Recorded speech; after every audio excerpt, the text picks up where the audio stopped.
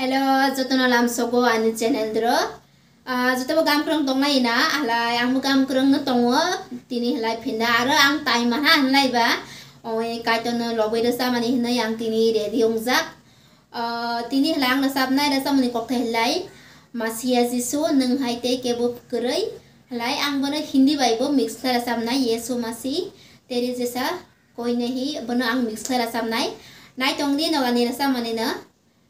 Lazara sajak lai ber share klai di subscribe klai di lai ang ar nong nakya sani musuo nok tama video deni musuk ang na daily blog klai rasa bo lai nok judi ar masuk interested tong lai bo comment klai di nai nok se mani na ang try klai nei puna nei bai hambai phadi lang tora sap nai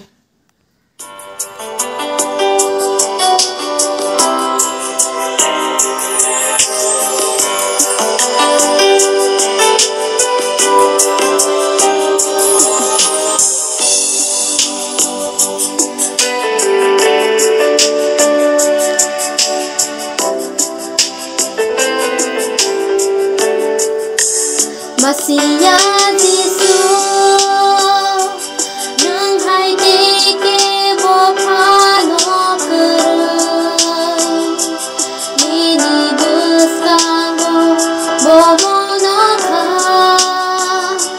sengsasa rasa mohayo Yesu Masih teri jesa hai koi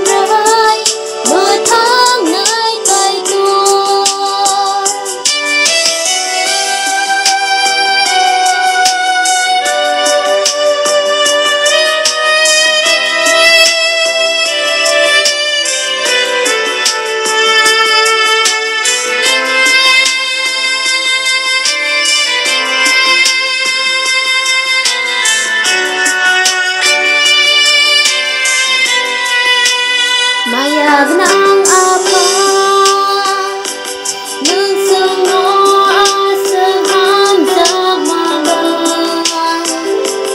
sungo sumsami piyongani sagni saslano ya parka pyare pita tune हमसे इतना प्यार हमें पापों से छुड़ाने को अपनी बेटी को कुर्बान किया रुसा